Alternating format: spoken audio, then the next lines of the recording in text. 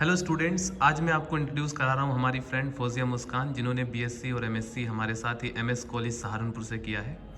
और इन्होंने CSIR net life science जून 2022 में ऑल इंडिया रैंक 9 सिक्योर किया है और इनके लिए बहुत बहुत कॉन्ग्रेचुलेशंस। तो इस वीडियो के अंदर ये अपनी स्ट्रेटजी को शेयर करेंगी किस प्रकार से इन्होंने JRF क्वालिफाई किया है। सबसे पहले आशीष, मैं तुम्हारा तहे दिल से शुक्रिया अदा करना चाहूँगी अपने चैनल पर मुझे इंट्रोड्यूस कराने का, और मैं उन सभी स्टूडेंट, सभी CSIR नेट एस्पिरेंट का वेलकम करना चाहूँगी जो इस एग्ज़ाम की तैयारी कर रहे हैं। तो फौजिया, ये जो एग्ज़ाम है, ये एग्ज़ाम 3 पार्ट्स में डिवाइड है, 3 सेक्शंस में है, section A, section B, section C। तो ये जो सेक्शन A है, इसमें बायोलॉजी के स्टूडेंट है वो स्ट्रगल करते हैं, क्योंकि इसमें लॉजिकल रीजनिंग और मैथमेटिकल क्वेश्चंस आते हैं।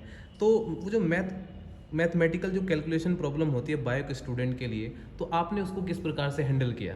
सबसे पहले तो फ्रेंड्स, आपको सेक्शन A से बिल्कुल भी डरने की ज़रूरत नहीं है। अगर आपका मैथ बिल्कुल भी अच्छा नहीं है और आप फिर भी इसमें कुछ क्वेश्चन करना चाहते हो, तो आप इसको बिल्कुल भी स्किप मत कीजिए। जो लास्ट ईयर PYQs हैं, उनके कुछ क्वेश्चंस आप उठा लीजिए। जैसे रीजनिंग के होते हैं, काफ़ी सारे क्वेश्चंस ऐसे होते हैं तो कि थोड़ा बहुत तो नॉलेज सबको होता ही है इस बारे में, तो उनको आप सॉल्व कीजिए, तो ये उससे भी आपका क्लियर हो जाता है और इसमें आप नंबर स्कोर कर सकते हैं। एक्चुअली क्या होता है, जनरली कुछ स्टूडेंट हैं जो नए एस्पिरेंट्स होते हैं, जो नई नई तैयारी करते हैं। कुछ स्टूडेंट ऐसे भी जो MSc फर्स्ट ईयर से ही तैयारी करना स्टार्ट कर देते हैं CSIR नेट लाइफ साइंस की, तो वो लोग सेक्शन A को बिल्कुल ही स्किप कर देते हैं। तो क्या ये सही रहेगा? क्योंकि एक रैंक डिसाइडिंग फैक्टर है, कहीं ना कहीं सब लोग चाहते हैं कि मेरा JRF भी क्वालिफाई होना चाहिए। तो क्या सही रहेगा कि एकदम से आप स्किप कर दें? क्योंकि बहुत सारी बेसिक थिंग्स भी हैं इसमें। 10th क्लास की जो मैथमेटिकल कॉन्सेप्ट्स हैं, आपका प्रॉफिट लॉस है, ये सारा जो बेसिक्स है वो सब भी इसके अंदर आ जाता है। तो बायोलॉजी के जो स्टूडेंट हैं उनमें कहीं ना कहीं जो ग्राफिकल जो चीज़ें होती हैं वो आराम से कर लेते हैं वो। तो किन किन पॉइंट्स के ऊपर ध्यान आपने दिया, मतलब मैं ये जानना चाहता हूँ। नहीं, अगर आप ये एग्ज़ाम क्वालिफाई करना चाहते हैं तो ये सेक्शन A बिल्कुल भी स्किप करना बिल्कुल भी ठीक नहीं है। इसमें अगर आपका कैलकुलेशन बहुत ज़्यादा वीक है तो कुछ क्वेश्चंस ऐसे हैं जिनमें बहुत ही छोटा सा कैलकुलेशन होता है, ईज़िली हम आंसर तक पहुंच जाते, तो इसको बिल्कुल भी आप स्किप मत कीजिए। क्योंकि कुछ नंबर है जो आपको सेक्शन B या C से नहीं मिले, सेक्शन आपको दे जाता है और आपका ये एग्ज़ाम क्वालिफाई करने में मदद करता है, तो आप इसको बिल्कुल भी स्किप मत कीजिए। पार्ट ए में टोटल कितने क्वेश्चंस होते हैं?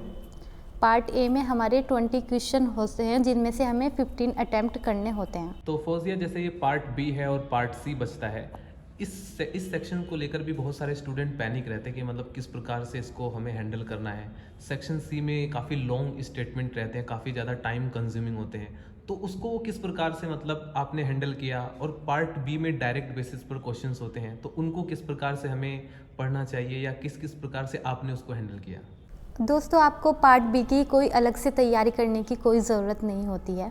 हमारा जो पार्ट C होता है वो इतना लेंदी होता है कि अगर हम पार्ट C के बारे में जो टॉपिक पढ़ रहे हैं, तो जो क्वेश्चंस आने होते हैं तो उसी से ही हमारी पार्ट B की तैयारी हो जाती है। पार्ट B के लिए कोई हमें अलग से तैयारी करने की ज़रूरत नहीं होती है। पार्ट C अगर हम अच्छे से तैयार कर रहे हैं तो उसी से हमारा पार्ट B तैयार होता चला जाता है साथ साथ उसके। फौजिया, एक जो सबसे ज़्यादा ज़रूरी क्वेश्चन है वो स्टूडेंट का भी रहता है और काफ़ी सारे जो भी एस्पिरेंट्स होते हैं उनके माइंड में चलता है कि इसमें CSIR नेट लाइफ साइंस का जो सिलेबस है वो काफ़ी ब्रॉड है, 13 यूनिट्स है। तो क्या 13 यूनिट्स हमें कवर करने चाहिए? इनफैक्ट बहुत सारे प्रोफेसर्स हैं जिन्होंने इस नेट को क्वालिफाई किया है, वो अपना एक एक्सपीरियंस शेयर करते हैं कि इसमें सबसे ज़्यादा ज़रूरी होता है, क्या पकड़ने से ज़्यादा ज़रूरी होता है कि आपने क्या छोड़ना है, कौन कौन से टॉपिक आपको कवर करने हैं। क्योंकि हमें अल्टीमेटली एग्ज़ाम क्वालिफाई करना है, तो हमें ये देखना पड़ता है कि किन किन टॉपिक्स को हम कवर करें और आपने किन टॉपिक को या किस यूनिट को स्किप किया और किन टॉपिक पर ज़्यादा आपने फोकस किया। अगर इसका हम सिलेबस देखते हैं तो उसमें 13 यूनिट में इसको डिवाइड किया गया है, तो आपको 13 के 13 यूनिट कवर करने की कोई ज़रूरत नहीं है। लेकिन कुछ अपना 13 यूनिट्स में से कुछ ऐसा यूनिट्स देखिए कि आपको कौन सा में ज़्यादा अच्छे से कर सकते हैं, आप किस में अच्छे से पढ़ पा रहे हैं, आपको ज़्यादा अच्छे से किस में याद हो पा रहा है, या किस यूनिट को अच्छे से डील कर पा रहे हैं आप।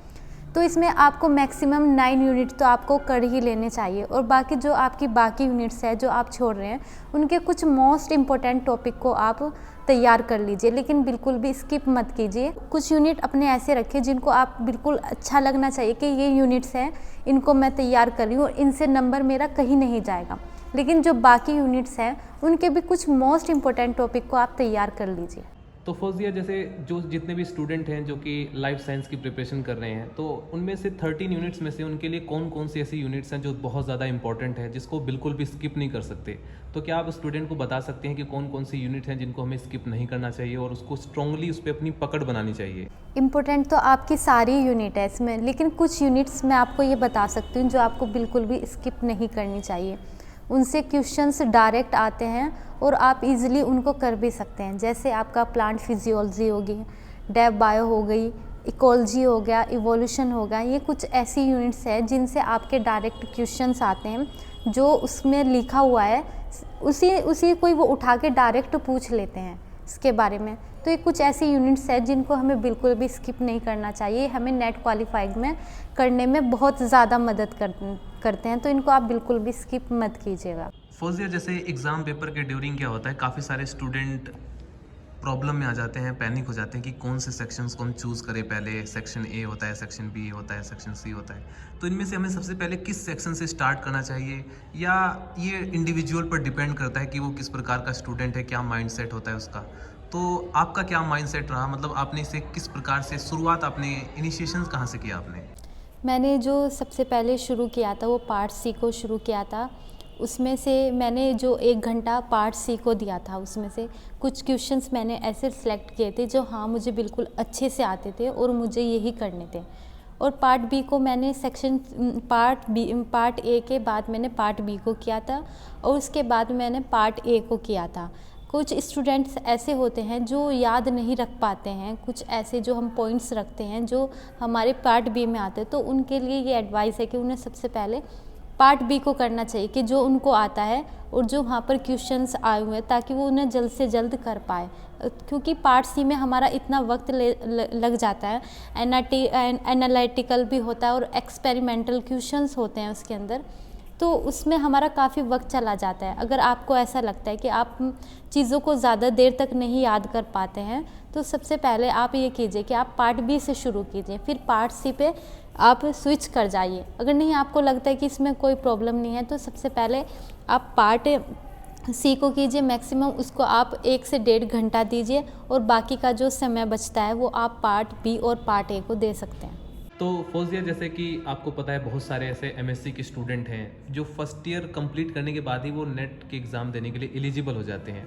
तो कहीं ना कहीं उनके साथ एमएससी भी रहती है और उनके माइंड में इस एग्ज़ाम को क्रैक करने का भी होता है, तो उन्हें कितना टाइम देना चाहिए, या उन्हें सबसे पहले अपनी मास्टर्स को कंप्लीट कर लेना चाहिए, उसके बाद इस नेट के बारे में सोचना चाहिए? तो इसमें आपका क्या ओपिनियन है, मतलब किस प्रकार से अपनी स्ट्रेटजी बनाएं, कितने घंटे पढ़ाई करनी चाहिए, मतलब इस बारे में आप क्या बताना चाहेंगे?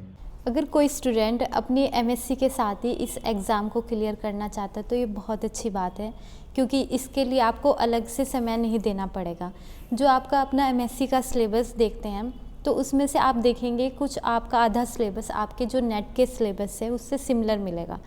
तो पहले तो आप वो टॉपिक लीजिए जो उसमें भी आते हैं और आपकी एमएससी में भी आते हैं, तो वो आपके ईज़िली आपका एमएससी का भी तैयार हो जाता है और आपके सीएसआर नेट के लिए भी तैयार हो जाता है। और इसके लिए अगर आप इस एग्ज़ाम को, जिन स्टूडेंट एमएससी कर चुके हैं, तो मैक्सिमम आपको 1 ईयर तो लग ही जाता है इस एग्ज़ाम को क्रैक करने के लिए। बाकी आप अगर एमएससी के साथ कर रहे तो ये बहुत अच्छी बात है, इसको एमएससी के साथ ही अपना तैयार करते चले। इसको कुछ वक्त आप अपना एमएससी को दीजिए और कुछ वक्त आप अपना इसकी नेट की तैयारी के लिए दीजिए। इससे आपका ईज़िली एमएससी करते ही आपका नेट भी क्वालिफाई हो जाएगा। कोई अलग से टाइम देने की ज़रूरत नहीं है। जितना मैं समझती हूँ उसके बारे में, आपके एमएससी का जो सिलेबस होता है उससे ही काफ़ी सिमिलर होता है, तो आपकी दोनों तैयारी हो जाती है। फर्स्ट जनरली मैं देखता हूँ कि बहुत सारे ऐसे स्टूडेंट हैं जो कि CSIR नेट लाइफ साइंस की प्रिपरेशन करते हैं, लेकिन फिर भी वो एग्ज़ाम को क्वालिफाई नहीं कर पाते। क्या उनकी स्ट्रेटजी में कोई प्रॉब्लम है, या फिर ऐसी कौन सी चीज़ें हैं जिनका हमें ध्यान रखना चाहिए इस एग्ज़ाम को क्वालिफाई करते वक्त? सबसे बड़ी जो मैं समझती हूँ उस एग्ज़ाम को ना क्रैक करने वाली जो कमी है वो यही है कि स्टूडेंट जो है वो रिवाइज़ के लिए ये छोड़ देते हैं कि हम एग्ज़ाम टाइम में करेंगे या बाद में करेंगे। ये सबसे बड़ी गलती होती है। आप प्रैक्टिस और रिवीजन साथ साथ रखें। अगर आपको ये एग्ज़ाम क्रैक करना है तो ये आप कभी मत छोड़िएगा। कितना ही आपका यूनिट हो गया हो, जितना भी आप पहले पढ़ चुके हैं उसको साथ साथ रिवाइज़ करते चलें और प्रैक्टिस भी करते चलें। जिससे आपको ये क्रैक करने में कोई मुश्किल नहीं होगी और आप इजीली इसको क्रैक कर पाएंगे। तो फौजिया, मेरा एक लास्ट क्वेश्चन है आपसे, और ये मेरा पर्सनल क्वेश्चन है, और काफ़ी सारे स्टूडेंट के माइंड में भी ये क्वेश्चन आता होगा। जैसे बहुत सारे ऐसे स्टूडेंट हैं जो अपनी बैचलर और मास्टर किसी एवरेज कॉलेज से करते हैं जिसकी बहुत ज़्यादा रेपुटेशन नहीं होती है, और कुछ ऐसे स्टूडेंट हैं जो BHU, JNU या दिल्ली यूनिवर्सिटी से करते हैं, यानी जिनकी अपनी एक रेपुटेशन है। तो ऐसे स्टूडेंट के माइंड में आपके लिए क्या ओपिनियन है जो कि एक नॉर्मल एवरेज कॉलेज से करते हैं? क्या उनके अंदर काफ़ी डीमोटिवेशन होता होगा कि वो जो स्टूडेंट है वो दिल्ली यूनिवर्सिटी से क्वालिफाई करके आ रहा है, वो जल्दी नेट को क्वालिफाई कर लेगा या उसको ज़्यादा फैसिलिटीज़ मिलेंगी? तो आपका इसमें क्या ओपिनियन है? नहीं, ऐसा बिल्कुल भी नहीं है कि आप IIT से पढ़े हुए हैं या फिर आपने किसी अच्छी जगह से MSc किया है तो तभी आप इस एग्ज़ाम को क्लियर कर पाएंगे। नहीं, सबसे पहले इस एग्ज़ाम को क्लियर करने के लिए आपके बेसिक्स क्लियर होने चाहिए। आप कहीं से भी पढ़े हुए हैं, जो आप चीज़ पढ़ रहे हैं वो चीज़ आपको समझ आनी चाहिए, वो टॉपिक आपको अच्छे से समझ आना चाहिए। तो जिन भी स्टूडेंट के ये जहन में रहता है कि एक इंटेलिजेंट बच्चा ही इसको एग्ज़ाम को क्वालिफाई कर पाएगा, ऐसा बिल्कुल भी नहीं। जो बच्चा जिसको अच्छे से समझ आ रहा है, वो अच्छे से रिवाइज़ कर रहा है, प्रैक्टिस कर रहा है, जब हम इसका जो टॉपिक पढ़ते हैं, अगर उसके आप 90% जो क्वेश्चंस होते हैं उनको ठीक कर पा रहे हैं तो आप श्योर हो जाइए कि ये टॉपिक आपको समझ भी आ रहा है और आप इस एग्ज़ाम को क्वालिफाई भी आराम से कर पाएंगे। तो खुद पर यकीन रखिए, हिम्मत रखिए, बिल्कुल भी आप अपनी हिम्मत को मत छोड़िए और रिवाइज़ करते रहें। और यही इस चीज़ एग्ज़ाम को क्वालिफाई करने का मेथड है कि हम पढ़ सब कुछ लेते हैं लेकिन उसको रिवाइज़ नहीं कर पाते। आप चाहे कम पढ़िए, आप 9 यूनिट ही रखिए, ज़्यादा ना कीजिए, लेकिन उनको ऐसा स्ट्रॉन्ग कीजिए, उनके क्वेश्चन बार बार प्रैक्टिस करके देखिए। अगर आप वो कर पा रहे हैं तो आप इस चीज़ से मतलब डरिएगा मत बिल्कुल भी कि हाँ क्या होगा क्या नहीं होगा, इस चीज़ को आप बिल्कुल छोड़ दीजिए। डेफिनेटली अगर आप किसी चीज़ की तैयारी कर रहे हैं और उसके क्वेश्चंस कर पा रहे हैं तो आप बिल्कुल इस एग्ज़ाम को नेक्स्ट क्वालिफाई कर पाएंगे और बिल्कुल करेंगे। ठीक है, तो आप हिम्मत मत छोड़ें, यही मैं आपसे कहना चाहूँगी। Thank you so much Fauzia, आपने हमें अपना महत्वपूर्ण समय दिया और बच्चों के लिए अपनी स्ट्रेटजी शेयर की, इसके लिए आपका बहुत बहुत धन्यवाद। Thank you so much. Hello students, ये वीडियो एक पोस्ट कार्ड टाइप का हंस क्यों रही है यार? First of all Ashish, thank you so much for introduce me अपने चैनल पर। यार इंग्लिश की माँ बहन ये को रही है। First of all Ashish, thank you so much मुझे अपने चैनल पर इंट्रोड्यूस कराने देख, के लिए, है ना? थोड़ा लाउडली बोल। हाँ, मैं First माइक of एक all- मिनट, मैं तुम्हें माइक दूं क्या? हाँ दे दे।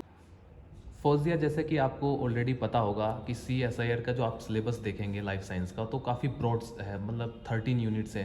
तो उसमें हंस क्यों रही है? बस आगे हो जाती।